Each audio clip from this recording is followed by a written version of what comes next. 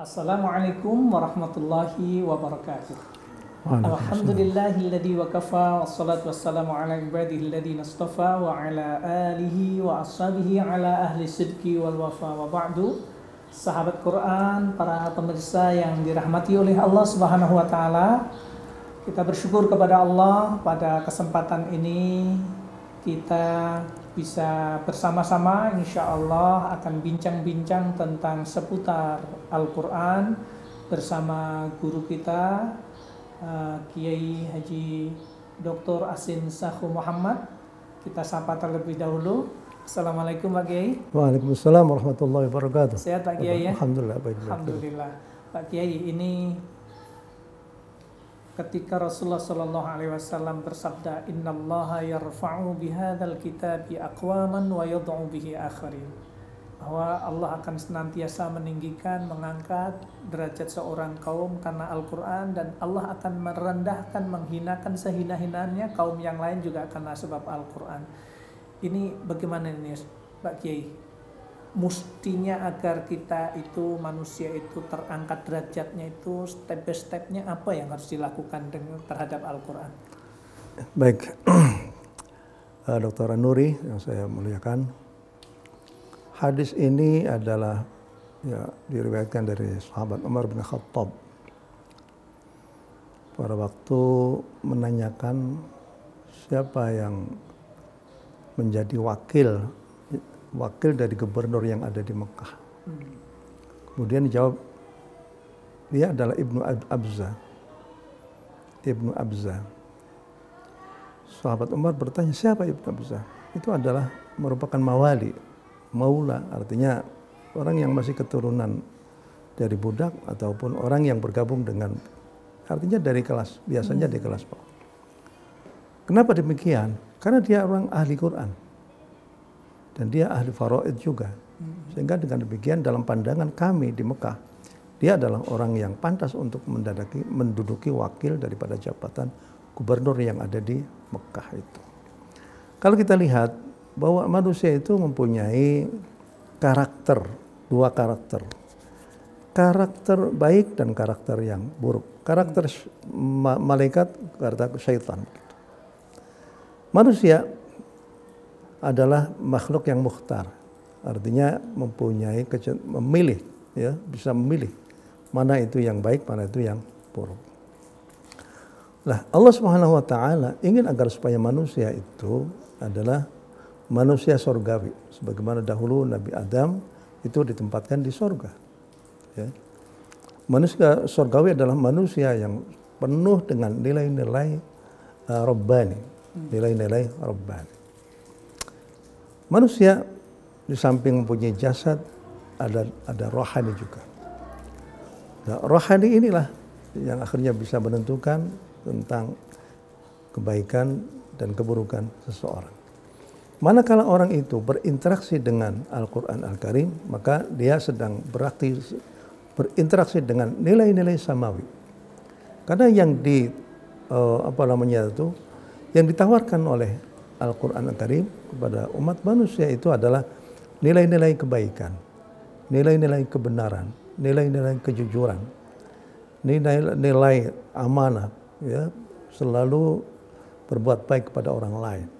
Kalau seandainya nilai-nilai samawi, nilai-nilai Rabbani itu sudah menjadi karakteristik dari manusia, maka dia pasti akan disenangi oleh manusia yang lainnya itu. Kalau sudah disenangi oleh manusia yang lainnya, maka dia akan terangkat martabatnya. Sudah tentu yang pertama itu adalah dia akan disenangi oleh Allah Subhanahu wa taala. Kalau disenangi oleh Allah Subhanahu wa taala, maka Allah akan bilang sama malaikat Jibril, inni uhibbu fulan, ya Jibril inni uhibbu fulanan. Aku cinta kepada si fulan. Maka kemudian malaikat Jibril mengumpulkan malaikat yang ada di langit, ketahuilah wahai para malaikat bahwa Allah telah mencintai si fulan karena dia telah berinteraksi dengan nilai-nilai Rabbani itu, nilai-nilai yang baik. Maka pada saat itulah fayudha'u lahul qabul fil ard.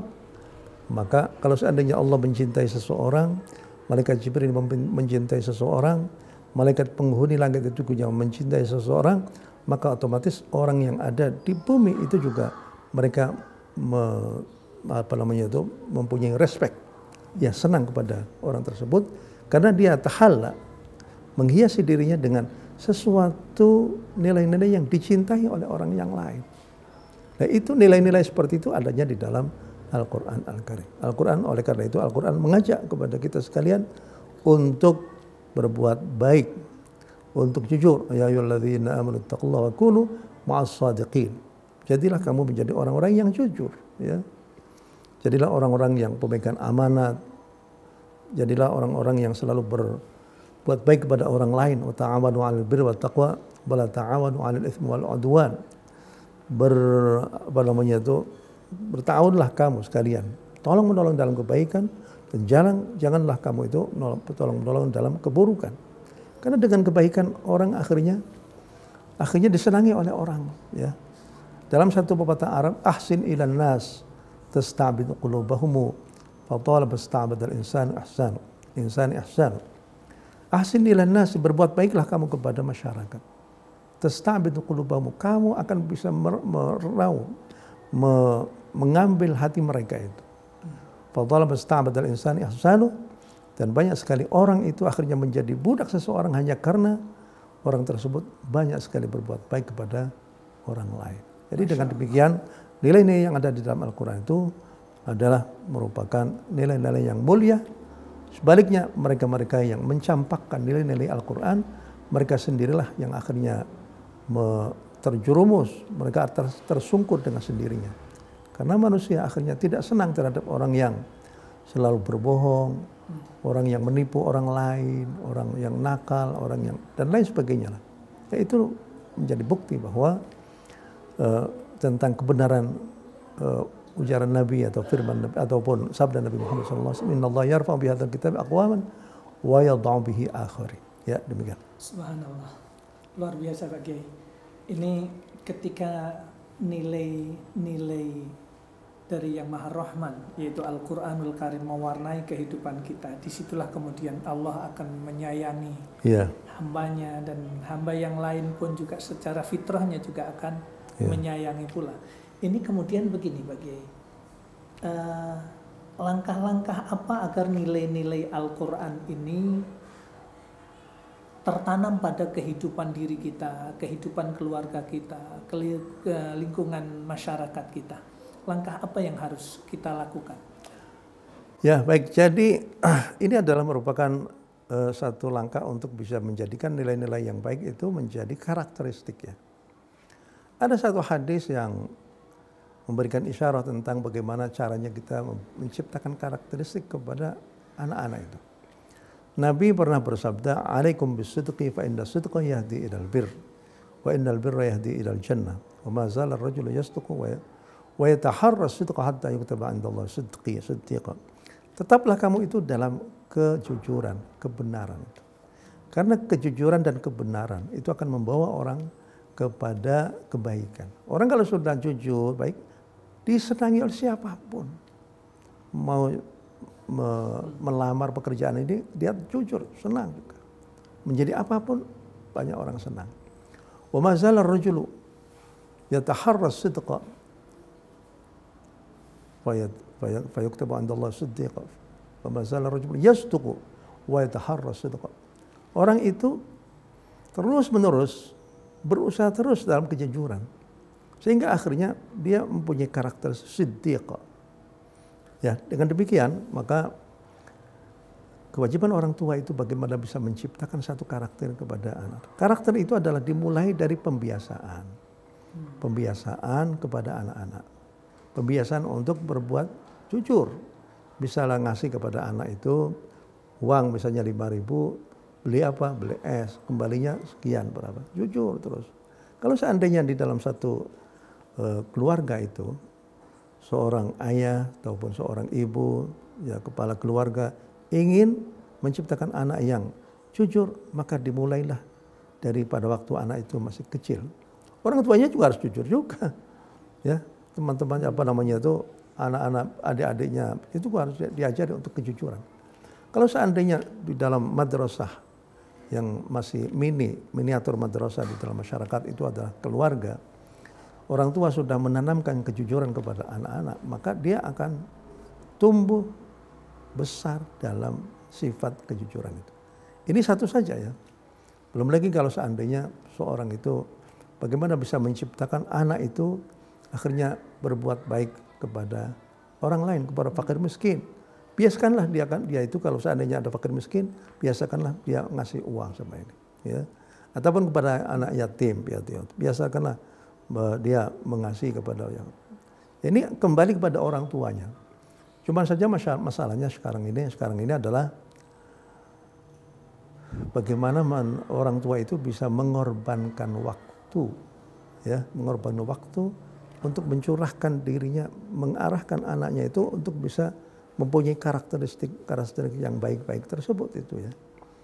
Samping orang tua juga harus mempunyai mindset, ya, yang baik. Bagaimana agar melatih agar anak itu menjadi anak yang cinta kepada Allah, cinta kepada Rasulnya, cinta kepada fakir miskin, ya sayang kepada fakir miskin, sayang kepada anak yatim piatu, cinta kepada Al-Quran Al-Karim. Semuanya itu memerlukan pengorbanan dari kedua orang tua. Pengorbanan waktu, pengorbanan perasaan, pengorbanan materi, ya, dan lain sebagainya. Ini tidak gampang. Karena untuk menciptakan anak yang soleh itu memang harus ada keikhlasan hati, ada pengorbanan, ada yang pembentukan karakter secara bertahun-tahun lamanya.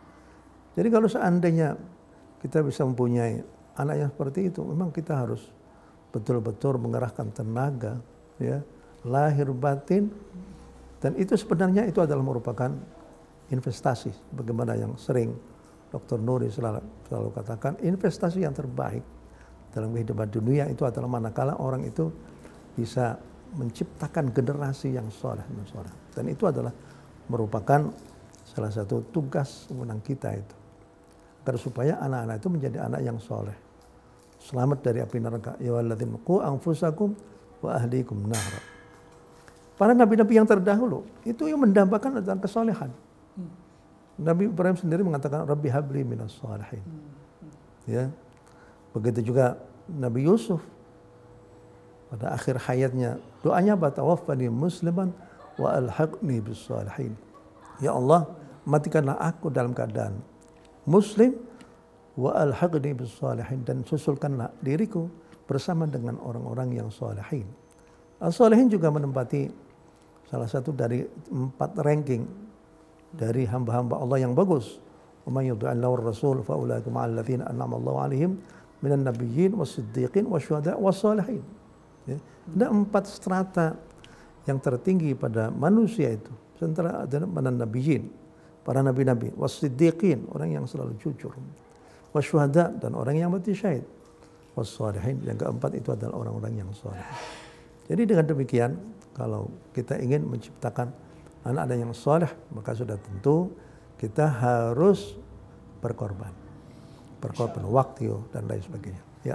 Baik, Pak Kiai. Ini nampaknya yang pertama harus langkah kalau dibalik berarti orang tua harus memberi contoh terlebih dahulu. Iya. Kalau di zaman Iya, bagus. Ya. Kemudian yang kedua harus meluangkan waktu untuk membiasakan, mentatbik, mempraktekkan kebiasaan, terus dipantau untuk anak-anaknya. Iya. Barangkali masih ada Pak Kiai berikutnya untuk mentransfer nilai. Ini kan tidak hanya ngajar ya, mengajarkan Al-Quran, tetapi benar-benar mentransfer nilai dari mulai membiasakan diri dari orang tuanya, meluangkan waktu, kemudian membiasakan anak-anak. Gitu. Ya. Baik, jadi ada satu pepatah, solahul abna bisolahil aba. Kesolehan anak-anak itu adalah terkait dengan kesolehan orang tuanya. Kalau orang tuanya soleh, akan bisa menciptakan aura kesalehan, aura kebajikan, aura keluhuran pada akhlaknya itu. Dan aura ini akhirnya bisa menular kepada anaknya itu. Ya. Jadi ini harus, makanya ku anfusakum wa ahlikum nar. Artinya jagalah dirimu sendiri dulu. Ya. Kemudian baru keluargamu. Jadi kesalehan anak-anak itu sangat tergantung dengan kesalehan orang tuanya. Jangan sampai orang tuanya itu beler, orang tuanya itu nggak baik, tapi dia bercita-cita itu. Fitrahnya seperti orang tuanya nggak mau baik. Bahaya begitu. Jadi kira-kira banyak nggak yang begitu tuh? Banyak nggak begitu? Betul, kayak berharap atau telurnya ayam apa itu? Kayak lagi ini berikutnya untuk aktivis ini Pak Kiai. Aktivis dakwah Al-Quran. Iya. Seberapa jauh Pak Kiai urgensi kaderisasi terhadap aktivis atau guru-guru Al-Quran di dalam kehidupan sekarang ini? Ya baik ya, sebuah pertanyaan yang sangat bagus sekali itu. Jadi Al-Quran itu harus diwariskan dari satu generasi ke generasi berikutnya itu. Ya. Nabi sendiri itu kan mengatakan, ya, jadi al-ulama warathatul anbiya. Wa innal anbiya lam yuwarithu dinaran wala dirhaman wa innama warathu al-ilm. Bahwa para ulama itu adalah yang mewarisi ilmu para nabi, akhlak para nabi. Wa innal anbiya lam yuwarithu dinaran wala dirhaman. Para nabi itu enggak meninggalkan materi apapun. Semua yang ditinggalkan oleh Nabi adalah sedekah kepada kaum muslimin. Jadi ini akhirnya, ini adalah merupakan satu isyarah kepada kita sekalian bahwa warisan Nabi yang berupa nilai-nilai yang luhur, bahwa melalui kitab suci, itu harus terus diwariskan dari satu generasi ke generasi. Ya. Dahulu kalau kita lihat Al-Quran dari segi bagaimana pentingnya orang itu menciptakan generasi baru itu. Dahulu Nabi Ibrahim adalah orang yang sangat peduli kepada generasi. Ya. Pada waktu Nabi Ibrahim meminta kepada Allah Subhanahu wa taala agar supaya menjadi imamul muttaqin, ataupun Allah memberikan anugerah kepada Nabi Ibrahim untuk menjadi imam muttaqin yang paling depan bagi orang-orang muttaqin. Yang dibayangkan oleh Nabi Ibrahim, Allah berfirman, inni ja'iluka linnasi imama. Aku jadikan kamu itu menjadi imam, menjadi orang yang paling terdepan dalam beribadah kepada Allah Subhanahu wa taala. Yang dipikirkan oleh Nabi Ibrahim itu bagaimana dengan generasi. Qala inni qala wa min dzurriyyati. Ya Allah, bagaimana dengan anak cucuku? Kata Allah, qala la yanalu ahdil zalimin. Ya, kalau anak cucumu juga bisa seperti itu, manakala mereka itu tetap di dalam jalur kebenaran. Tapi apabila mereka yang zalim itu tidak akan mendapatkan janji ikut. Berarti Nabi Ibrahim adalah orang yang sangat peduli kepada anak cucunya, keluarganya, agar supaya bisa mewarisi kenabian, mewarisi ilmu-ilmu kenabian. Paling tidak ilmu-ilmunya itu. Kalau mewarisi kenabian ya ada juga, karena para nabi-nabi bangsa Israel itu adalah merupakan anak cucunya dari Nabi Ibrahim. Yang kedua, kita lihat bagaimana Nabi Ibrahim berdoa kepada Allah Subhanahu wa taala. Rabbana wab'ats fihim rasulan minhum yatlu 'alaihim ayatika wa yu'allimuhumul kitaba wal hikmata wa yuzakkihim innaka antal azizul hakim. Setelahnya Nabi Ibrahim membangun Ka'bah dengan Nabi Ismail, doanya yang dipanjatkan apa? Rabbana wab'ats fihim rasulan minhum. Ya Allah, utuslah dari penduduk kota Mekah, dari anak cucu kami nanti. Anak cucu kami ini Rasulullah menjadi seorang rasul dari mereka juga. Yatlu 'alaihim ayatika wa yu'allimuhumul kitaba wal hikmata wa yuzakkihim. Di mana yatlu 'alaihim, membacakan ayat-ayatmu. Wa yuzakkihim, dan membersihkan mereka dari kesyirikan, kemunafikan, kekufuran dan lain sebagainya. Wa yu'allimuhumul kitaba wal hikmata, mengajarkan kepada mereka Al-Quran, As-Sunnah, dan hal-hal yang baik yang bermanfaat bagi manusia. Ini adalah merupakan bayangan Nabi Ibrahim. Jangan sampai setelahnya aku meninggal, akhirnya tidak ada lagi orang yang bisa melanjutkan itu. Ini akan berbahaya. Begitu juga pada waktu Nabi Ibrahim berdoa kepada Allah Subhanahu wa taala, Rabbi habli minas salihin. Ya Allah, berikanlah aku, anugerahkanlah diriku adalah keturunan-keturunan yang saleh. Kemudian Nabi Ibrahim berdoa lagi, Rabbi ij'alni muqimas salati wa min dzurriyyati. Ya Allah, jadikanlah aku menjadi orang yang selalu menegakkan, melaksanakan salat dan juga bagi keluargaku. Jadi dengan demikian, substansi daripada ayat-ayat yang tadi saya katakan itu adalah betapa Nabi Ibrahim itu mempunyai suatu keinginan yang kuat agar supaya kenabian ataupun ilmu-ilmu yang telah diberikan oleh Allah kepada Nabi Ibrahim itu ada yang melanjutkannya. Ada yang melanjutkannya. Apakah itu dari keturunannya dia sendiri ataupun dari murid-muridnya sendiri. Di dalam surah Maryam juga ada, Ustaz Nuri ya. Bagaimana Nabi Zakaria itu, ya. Nabi Zakaria itu, inni wahanal 'azmu minni washta'ala ar-ra'su shayba wa lam akun bi du'aika rabbi shaqiyya wa inni khiftul mawaliya min wara'i wa kanat imra'ati 'aqiran fa hab li min ladunka waliyya yarithuni wa yarithu min ali Yaqub waj'alhu rabbi radiyya. Jadi dari pengertian ayat ini adalah Nabi Zakaria sudah tua renta, sudah ubannya sudah demikian banyak sekali. Begitu juga tulang belulangnya sudah mulai lemah begitu. Padahal aku belum punya anak dan istriku juga adalah seorang perempuan yang mandul juga. Bagaimana ya Allah, bagaimana sepeninggalku? Wahabli min ladunka waliyya, berikanlah aku anugerah darimu seorang anak yang dicintai oleh Allah Subhanahu wa taala, cinta oleh manusia. Wa yarithuni wa yarithu min ali Yaqub, yang bisa mewarisi diriku dan mewarisi ajaran-ajaran Nabi Yaqub. Ajaran Nabi Yaqub. Waj'alni min ladunka waliyya.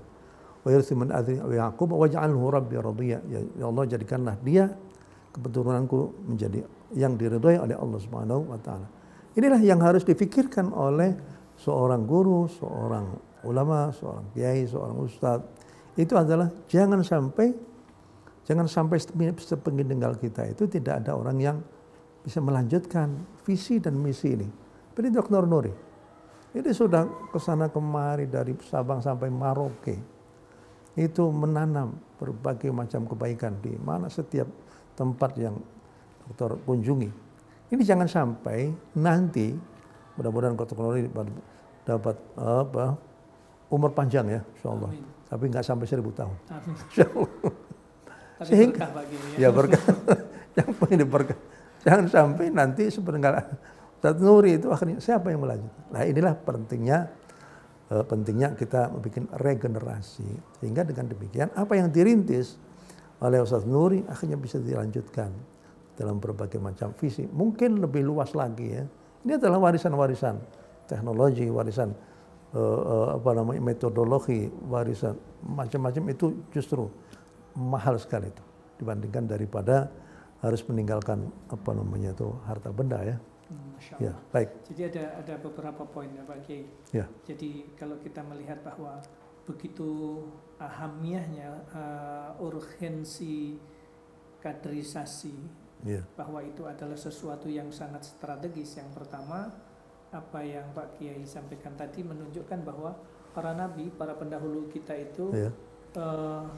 Doa yang dipanjatkan itu merupakan bentuk kesungguhannya di dalam mewujudkan keinginannya bahwa mesti harus ada dzukhrun, harus ada deposito yang akan melanjutkan perjuangan ini. Bagus, ya. Jadi yang pertama dengan niat yang kuat, yang kedua dengan doa yang dipanjatkan kepada Allah, yang ketiga tatbik, mempraktekkan bagaimana mengkader generasi dengan baik gitu. Ya. Subhanallah. Apalagi kita lihat coba ya. Dirinya Nabi Ibrahim itu diabadikan. Sifatnya yang bagus itu. Yang ngasih tazkiyah itu adalah Allah. Kalau seandainya kita mendapatkan tazkiyah ya, rekomendasi kelakuan baik dari guru kita, dari syekh kita senang sekali itu. Masya Allah. Apalagi yang ngasih tazkiyah, rekomendasi baik itu ada dari Allah Subhanahu wa taala. Dari Allah sendiri. Allah berfirman apa? Inna Ibrahim kana ummatan qanitan lillahi hanifa wa lam yakun minal musyrikin syakira li an'amih ijtabah wa hadahu ila siratal mustaqim. Inna Ibrahim kana ummah, orang yang sekelas umat itu. Mempunyai khisalul khair, yang keimanannya itu sama seperti satu umat. Qanitan lillahi hanifan, taat kepada Allah Subhanahu wa taala. Walam yakun minal musyrikin, bukan orang-orang termasuk musyrikin. Syakiran li an'amih, selalu bersyukur atas nikmat-nikmat Allah. Ijtabahu wa hadahu ila siratal mustaqim, Allah memilihnya dan mengarahkannya kepada jalan yang benar. Wa atina fid dunya hasanah, Allah ngasih kepada Nabi Ibrahim kebaikan di dunia, sebelumnya di akhirat. Di dunia Nabi Ibrahim adalah seorang yang kaya, ya, kambingnya ribuan. Kalau punya tamu yang disembelih itu adalah kambing lagi luar biasa. Karena untuk di dunia juga seluruh nabi Israel itu adalah dari keturunan Nabi Ibrahim melalui Nabi Ishak. Nabi Ishak mempunyai anak lagi Nabi Yakub. Nabi Yakub mempunyai 12 anak, di antara Nabi Yusuf, Nabi lagi, Nabi Daud, semuanya itu ada keturunan Nabi Ibrahim. Nah inilah adalah merupakan salah satu, seperti yang tadi Ustaz Nuri katakan juga, bahwa untuk bisa menciptakan satu generasi yang bagus, maka foundernya itu harus juga bagus juga. Harus juga bagus juga tuh. Bisa menjadi toladan bagi orang-orang lain. Ada satu cerita yang menarik ya, tentang bagaimana keberhasilan Nabi itu. Nabi itu berhasil loh dalam kehidupan menjadi Nabi 23 tahun ya. Mekah akhirnya dikuasai oleh, kembali lagi ke tangan orang muwahhidin, ya kan? Ya. Dibuka tanah Mekah. Yang kedua, seluruh kitab suci Al-Quran itu bisa diteruskan semuanya tuh. Ya kan? Bisa. Kemudian berikutnya adalah agama Islam menjadi agama yang diridhai oleh Allah Subhanahu wa taala. Itu proklamasi itu. Al-yauma akmaltu lakum dinakum wa atmamtu 'alaikum ni'mati wa raditu lakum al-Islam. Keberhasilan begitu ya. Kemudian setelahnya itu, samping pembukaan kota Mekah, kemudian semua rukun Islam itu semuanya sempurna sampai 5 itu. Ya, terakhir itu adalah tahun ke-5 Hijriah, turunlah kewajiban orang melaksanakan ibadah haji. Dan Nabi sendiri baru melaksanakan ibadah haji tahun ke-10 Hijriah. Wah ini. Terus kemudian Islam diakui oleh Allah SWT sebagai satu. Dan kemudian Al-Quran diturunkan semuanya tuh. Bayangkan itu. Dan semua ajaran agama Al-Quran yang ada itu semuanya dipraktikkan semua oleh Nabi dalam jangka 23 tahun. Dan salah satu di antaranya adalah Nabi Muhammad SAW adalah seorang tokoh yang mampu menciptakan kader-kader yang sangat mumpuni. Orang seperti Abu Bakar luar biasa, sahabat Umar luar biasa, diasah terus. Sahabat Utsman diasah terus. Semua berkorban untuk agama Islam. Seluruh hartanya Abu Bakar itu untuk ini. Pada satu saat, ya. Jadi salah satu keberhasilan Nabi itu adalah menciptakan kader-kader yang ulung. Ya. Pernah pada satu saat, pada waktu Nabi mampir di satu tempat, kemudian Nabi buang hajat jauh. Waktu itu subuh dan kelihatannya semakin terang benderang. Khawatir nanti para sahabat sudah siap-siap untuk melaksanakan sholat subuh, tapi Nabi masih belum datang. Akhirnya sahabat Abu Bakar mempunyai sendiri ya, keberanian untuk menjadi imam sholat. Sudahlah kalau begitu kita sholat sajalah. Nabi ditunggu-tunggu. Begitu Abu Bakar itu takbiratul ihram, Nabi muncul. Dan Nabi memberikan senyuman. Apa arti senyuman Nabi itu adalah?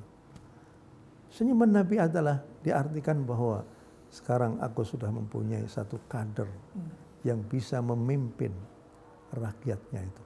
Tanpa aku harus menyuruh dia supaya menjadi imam sholat itu. Begitu juga pada waktu Nabi itu, pada waktu sudah sakit-sakitan, ya, Nabi tidak bisa sholat berjamaah dengan para sahabatnya. Kemudian Nabi menyuruh kepada Siti Aisyah untuk agar supaya Abu Bakar saja yang menjadi imam sholat. Abu Bakar masih belum bisa lagi. Akhirnya Kata Nabi, muru Abu Bakrin falyusalli bin nas. Sudah salat. Suruhkan Abu Bakar itu untuk menjadi imam sholat. Begitu Imam Abu Bakar, Nabi akhirnya dirayang-rayang sama keluarganya untuk bisa ikut sholat bersama Abu Bakar. Nabi tersenyum. Ini menandakan senyuman Nabi penuh arti. Artinya Nabi yang telah berjuang selama 23 tahun akhirnya bisa mampu menciptakan satu generasi yang dia berani untuk memimpin masyarakat setelahnya. Jadi pada waktu Nabi itu sudah meninggal, Nabi sudah rela. Sahabat Abu Bakar hebat sekali pada waktu peperangan Mu'tah. Banyak sekali orang yang tidak mau dipimpin oleh Usama bin Zaid. Umurnya waktu itu 19 tahun. Abu Bakar berkata, kalau seandainya orang tidak mau berperang, biarlah aku yang sendirian yang akan menghadapi mereka. Luar biasa kan? Begitu juga sahabat Ali, sahabat Umar bin Khattab. Kalau bukan generasi yang terbaik, kalau bukan karena kaderisasi yang telah digesek oleh Nabi, terus diasah oleh Nabi, maka tidak mungkin kaum muslimin bisa mengalahkan orang-orang musyrikin pada waktu di perang Badar, perang Uhud, perang Khandaq. Begitu juga pada waktu pendudukan kota Mekah, kemudian perang Mu'tah juga, kemudian perang terakhir di Tabuk. Nggak mungkin begitu. Jadi memang ini satu hal yang patut kita contoh bersama, ya. Oh, Nabi mengajarkan Al-Quran, Al-Quran bisa terus. Nabi mengajarkan tafsirnya bisa. Nabi mengajarkan akhlaknya banyak yang menerima. Ini belum pernah ada satu kepemimpinan yang berhasilnya seperti Nabi kita Muhammad Sallallahu Alaihi Wasallam. Ada satu lagi nih untuk tambahan Pak Kiai.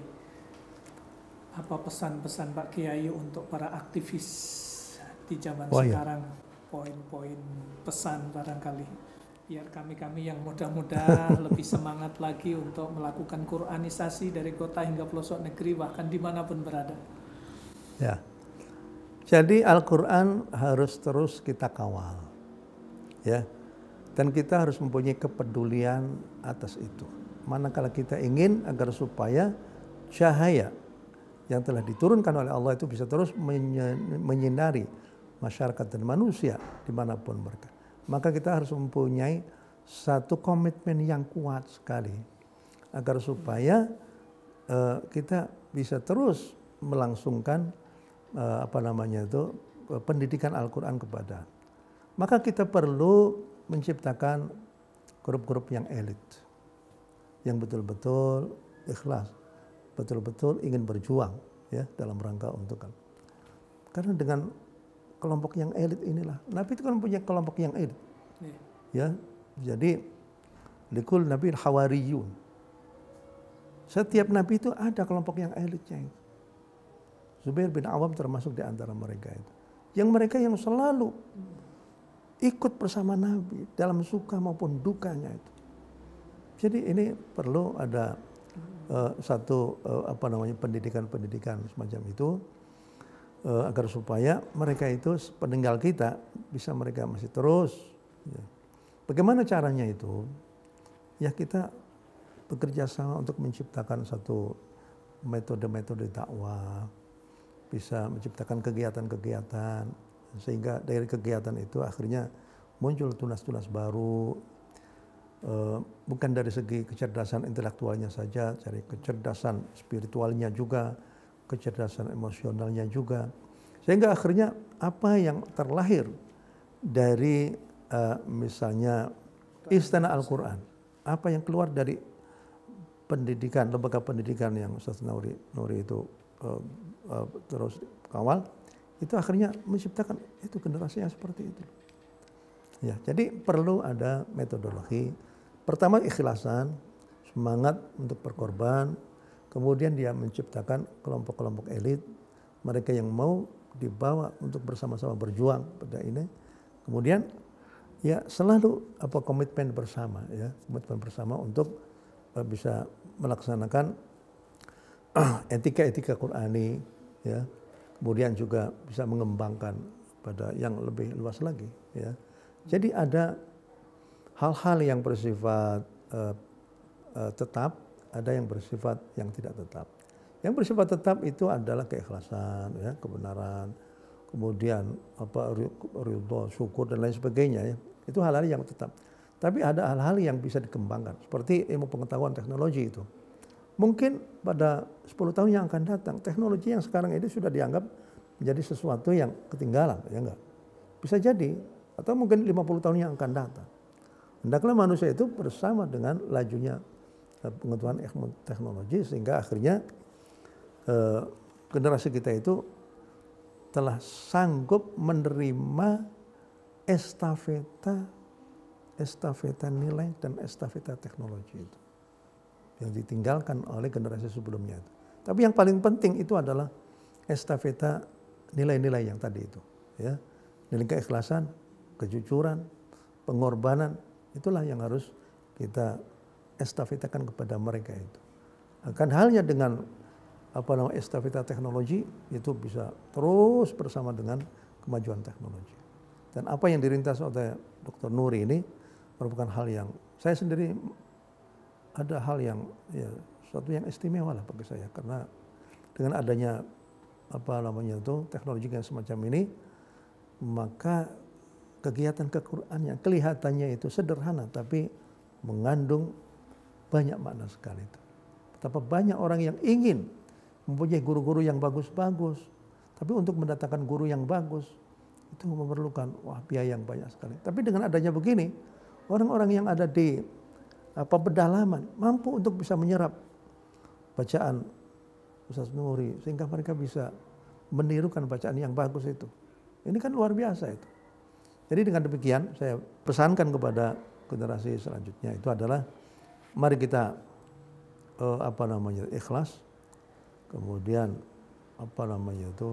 terus solid, dan yang ketiga itu adalah istiqomah. Ikhlas, solid, istiqomah. Isi, ya. Saya kira itu saja. Isi. Baik, sahabat Quran, para pemirsa yang dirahmati oleh Allah Subhanahu wa taala, banyak mutiara nilai yang disampaikan oleh guru kita Pak Ki Dr. Asin Sakho Muhammad tentang bagaimana kita agar ditinggikan derajatnya oleh Allah, bagaimana agar kita memiliki generasi-generasi yang soleh dan soleha, bagaimana kita menjadi seorang aktivis pengajar Al-Quran, pendakwah Al-Quran dari kota hingga pelosok negeri atau dimanapun berada. Subhanallah, banyak kiat-kiat nilai yang kita dapatkan pada kesempatan ini.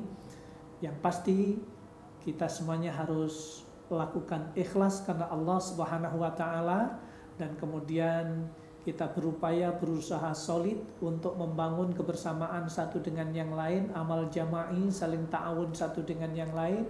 Kemudian yang ketiga, kita terus berusaha istiqomah di dalam mendakwahkan Al-Quran, dan tentu saja kita harus membangun inovasi-inovasi baru agar kita memiliki ruang untuk menerobos, mengembangkan dakwah Al-Quran dari kota hingga pelosok negeri, hingga luar negeri, hingga dimanapun kita berada. Terima kasih sekali Pak Kiai atas nasihatnya dalam kesempatan ini. Insya Allah saya sebagai murid dan teman-teman akan melanjutkan perjuangan ini. Doa Pak Kiai dan semuanya, mudah-mudahan kami diberikan kesabaran dan semua aktivis pengacara Al-Quran ini, dan diberikan keikhlasan kepada kami semuanya untuk sabar untuk istiqomah, sabar untuk ta'awun satu dengan yang lain, sabar tetap di jalan mendakwahkan Al-Quran ini. Baik.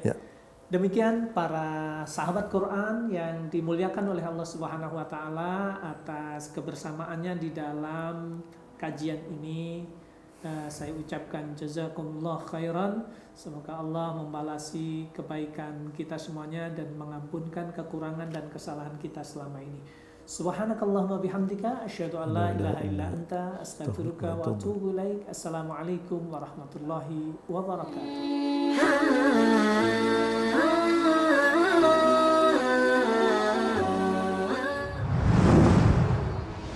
IKI TV, inspirasi insan Rabbani.